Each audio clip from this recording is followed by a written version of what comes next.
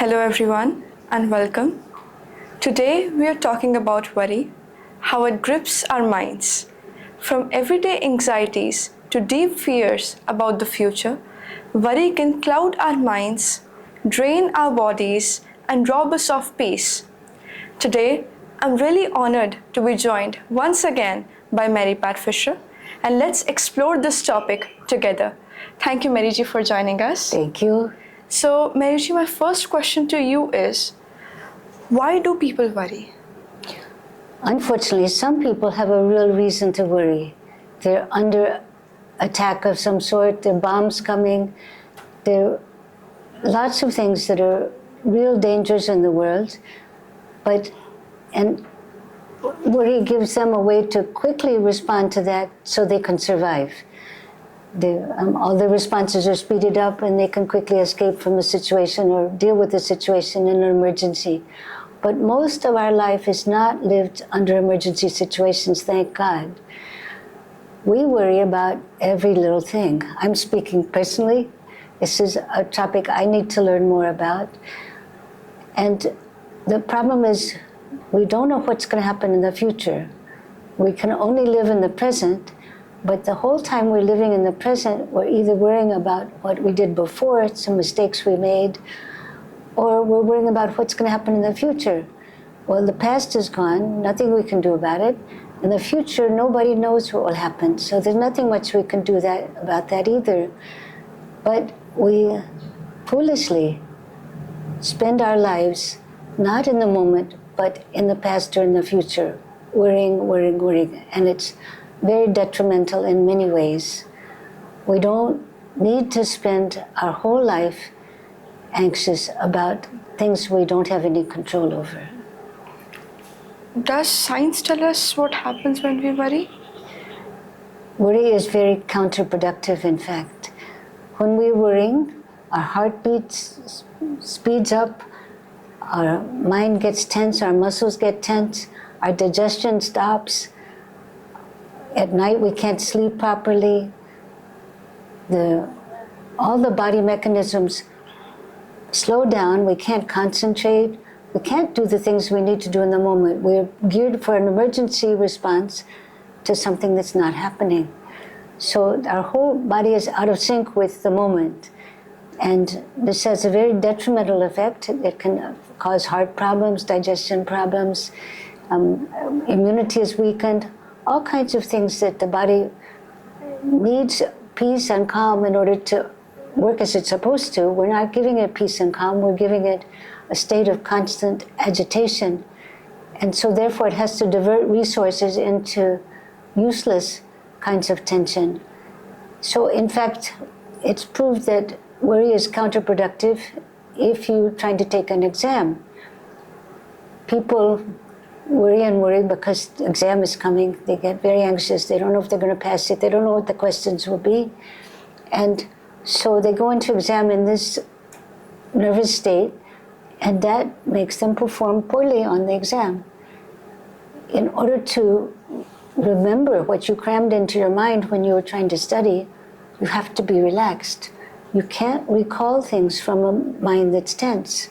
So of course people, if they're in a state of panic, they're not going to remember the simplest things that they carefully were trying to stuff into their mind. They won't be able to concentrate. They may even get nauseous. They may sweat. Their heart will be beating fast.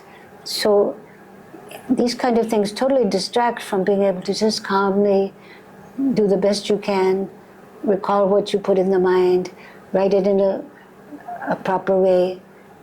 This is what you need in order to take a test. So it's the same with life. We're disabled in the present because we're worrying about the future.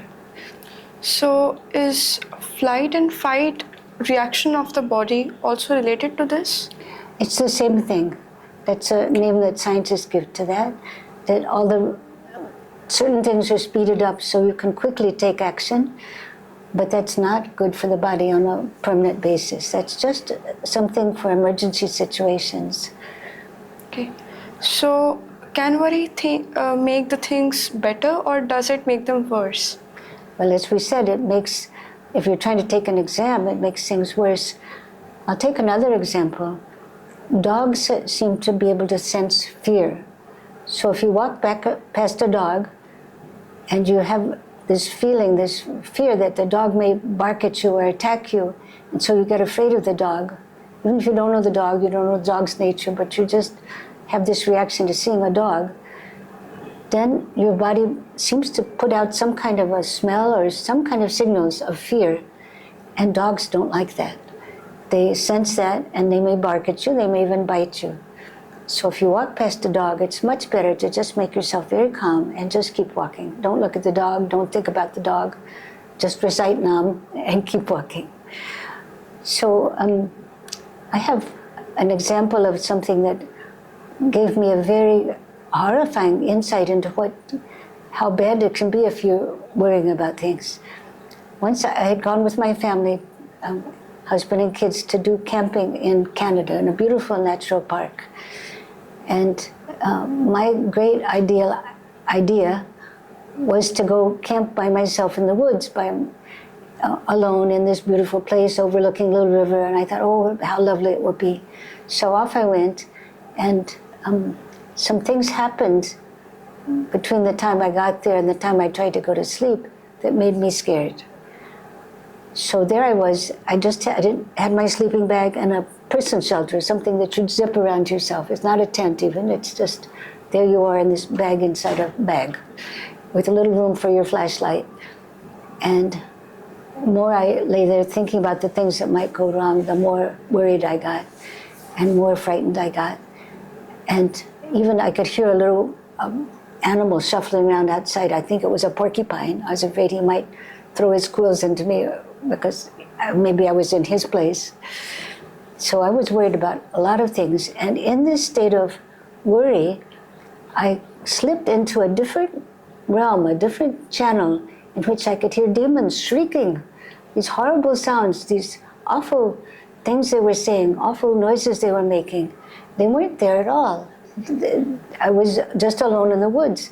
And I was trying to calm my mind. I was reading a book called Kinship with All Life, about how wonderful relationships we can have with different kind of animals. But there was this porcupine there, and I didn't know what it might do, and there were these other things I was afraid of. And so I couldn't calm my mind down. I couldn't sleep all night. I was supposed to have this beautiful experience, but it was totally ruined.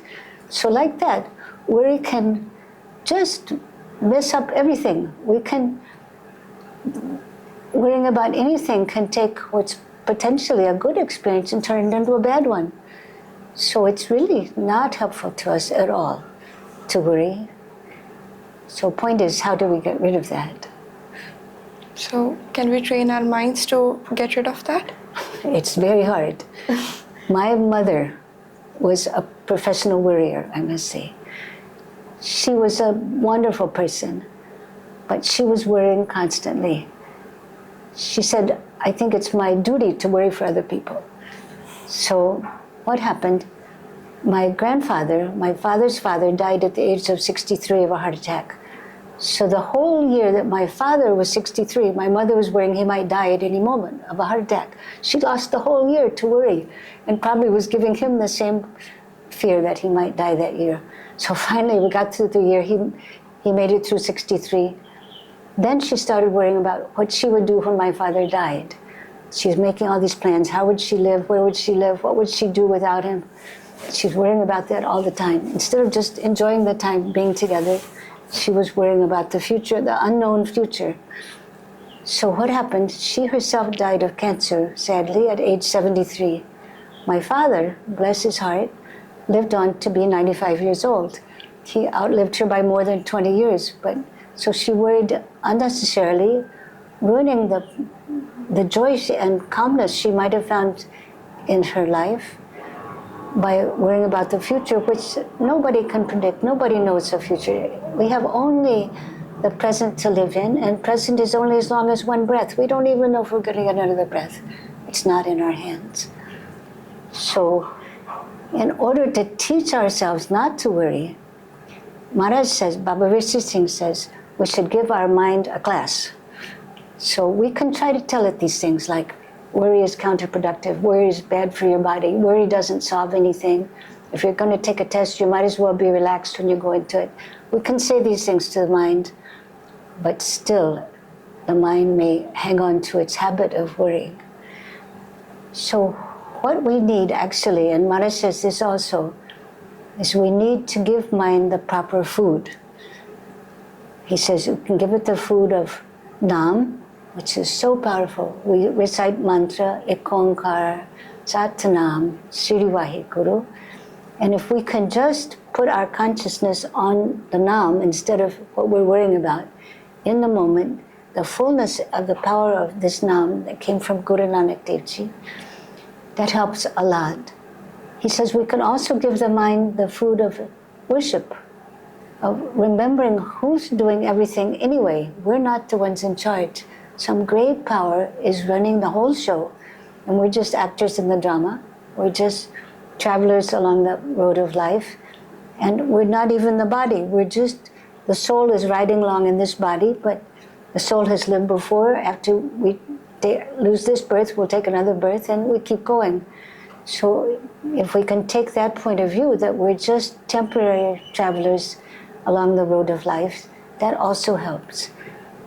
He says also to read scripture, because all the prophets of all religions have taught us great things that will help us to have faith, to have confidence that somebody is helping us.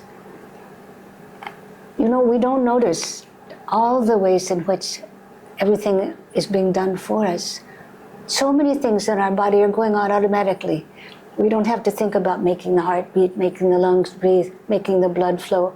All these things are all being done automatically for us. We don't have to worry about it.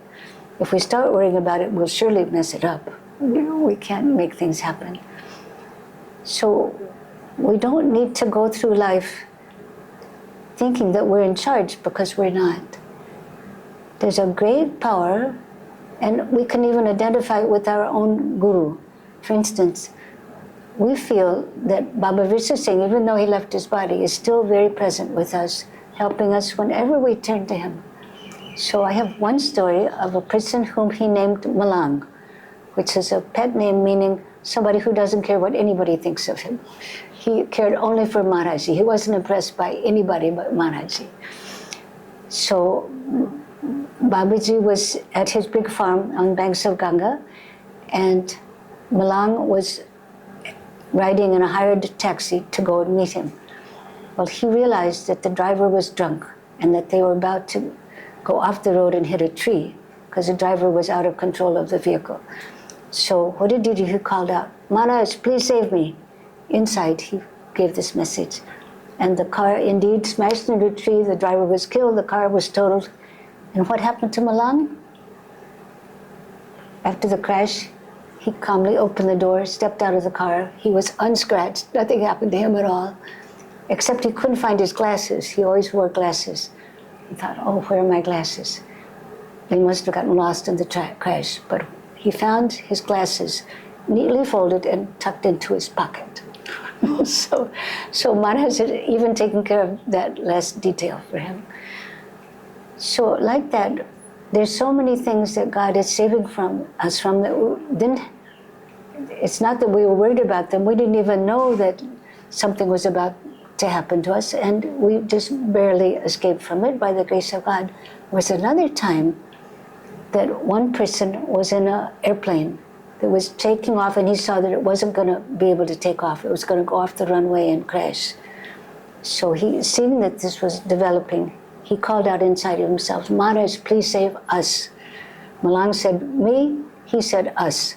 So within 3 minutes, all the emergency doors of that airplane opened, and within 3 minutes, the whole crew of, the whole group, I think it was 183 people, and all the crew and everybody, all the passengers, all the crew, everybody had exited that plane in 3 minutes.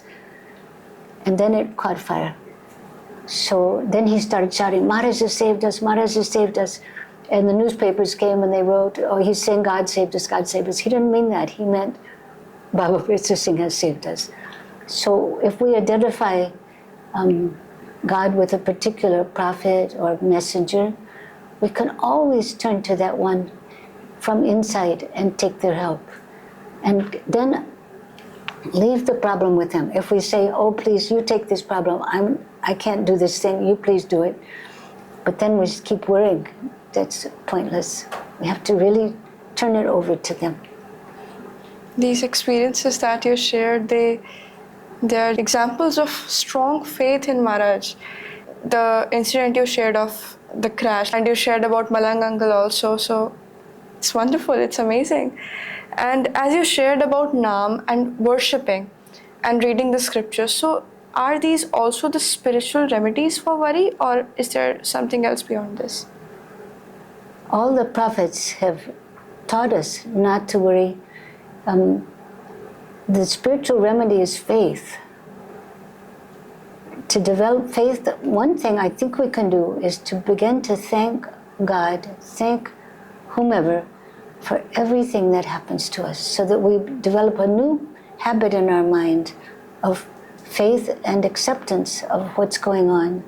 Instead of thinking about the future or worrying about the past, we can just notice how beautiful is this tree, how beautiful is this flower, how delicious is this food, how wonderful it is that these farmers did this farming to make this wonderful organic food for us, whatever. But in scripture, there are very strong lessons from the prophets. For instance, in Guru Granth Sahib, Guru Nanak Dev Ji says, don't worry, worry is his, God's. Look, he says, even in the ocean, even in the seas, there are all these fish and other kinds of creatures, and there are no shops in the seas, but all of them get their food. And Jesus said the same sort of thing. He said, look at the flowers in the fields. They don't work at all, but look how beautifully God gives them clothing. What beautiful clothing they wear, more beautiful than any king has. Oh, he says, oh, look at the birds in the air. They don't plant seeds, they don't harvest the crops, they don't store it in barns. Somehow they find food by the grace of God. Everything is arranged for them, and they survive. Day by day, they survive. He said, don't worry about tomorrow. Today has enough troubles of its own. And he said, by worrying, none of you can add one day to his life. Very practical, these kinds of teachings. So to have faith, to have acceptance, to know that we're not in charge, that this whole drama that's being played out, we're just actors in the drama, and somebody else is the conductor of the whole show. And it will go which way they choose. Our little plans are maybe not the best plans anyway. We're like blind people. We can't see the future. We don't know what's going to happen 1 minute from now, much less tomorrow or next week or next month or next year. But yet we keep trying to anticipate that, not only by making practical plans. I mean, of course, if you're going to take a trip, you have to pack your bag, decide what you're going to wear, put it in the suitcase. Or if you're going to take an exam, you have to prepare for the exam. You can't just say, oh God, this is a hard subject. I don't know how to ace this exam. You please take care of it. You have to study. You have to do your best. We do have to take normal precautions and work hard. It's not that we're supposed to sit back and think, oh, life will come to me, life will feed me. We're all supposed to work hard and share with others, and always remember that it's God who's doing everything. This is Guru Nanak's very basic spiritual lesson that gives us a way to live in the moment. You know, you work hard, you do whatever you can, do the best you can, honestly, you know, and see what difficulties other people have. Guru Sahib said, Chinta parai, worry for others. But it doesn't mean like torment yourself with worry about others. It means like see what are their problems and try to help them. And always remember God. So since God is invisible, it's hard for people to develop faith unless they've seen miracles. And here at Gobind we see miracles all the time. So faith is very easy to develop. And we hope that people can begin to realize that our life is not just a bunch of random occurrences. Something is going on that's behind the scenes that we're not in control of, but God is like playing three-dimensional chess. All the different pieces are being moved around in such a way that the plan of life, that God's plan, is being manifested. A simple example, when we used to live at Shivsadan, which was a trackless wasteland in UP on the banks of Ganga, and Maharaji was trying to develop fields very successfully, develop fields in this wasteland and grow crops there. So if anybody wanted, there's thousands of acres, and we didn't have mobile phone at that time, not even walkie-talkies, no telephones, nothing. So he would leave in the morning, and then he would go out to supervise the work anywhere that he was called to go. And if people wanted to meet him for some reason, they didn't know where he was. Nobody knew where he was. Some of us were traveling with him. We knew where he was, but nobody knew where we were. But inevitably, if somebody needed to see him, like the farm manager, for instance, if he needed to see Maharaj and get some instructions, or maybe a few other people had to come from somewhere else, farm workers or seed dealers or something, they all would converge on the place where Maharaj was. There's no way they could have planned it, but God, in God's wisdom, knew where those people were, who needed to see Maharaj, and they all came together in the same place, in the same time. They had their little practical discussion, and then parted ways, and they did the work. So if we're not interfering all the time with God's plan by worrying about it, by doing tense things to try to prepare or make things happen, this kind of, it's not happenstance. It's not just an accident that again and again things happen that are miraculously just exactly the thing that needs to happen so that this can happen. If we're connected with that great spirit and always taking our guidance from that, then we're part of that natural flow of things, and everything moves along as it should and as the best it can. The most wonderful outcomes happen that we are not in control of. So it's highly beneficial for us to stop worrying and let God do everything and stay close to God.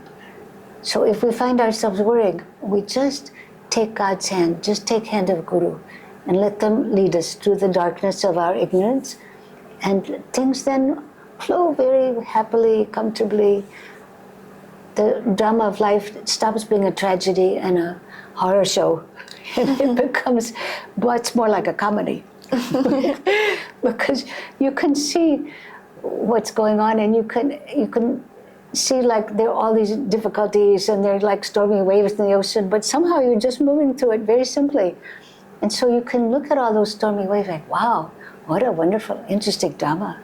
And yet you're not drowned in that drama, you're just observing it, and life becomes so much easier. So what is our inner state when we finally get beyond worry? If we can get beyond worry, if we can live in the moment, trusting in that great power which knows everything, can see everything, every place, everywhere, and is keeping the whole cosmos working, not just our little planet, not just us tiny people, but the whole thing. If we can let go of our worries and have faith in that one, then we become very stable. Nothing shakes us, because we know that even though we don't know what's going on, somebody does. And we have absolute faith in that one who's absolutely wise, absolutely merciful, absolutely loving, compassionate. And we can live, as I said, not only peacefully, fearlessly, but also happily in the moment. So life becomes better and better. Thank you so much, Mariji, for sharing your thoughts, wisdom, and experiences with us. And you also reminded us how to overcome worry, by having faith in that one who has created us, but not only created us, but created the whole cosmos and way beyond this universe. So thank you so much for that. And until then, stay peaceful and stay connected to the divine. Thank you.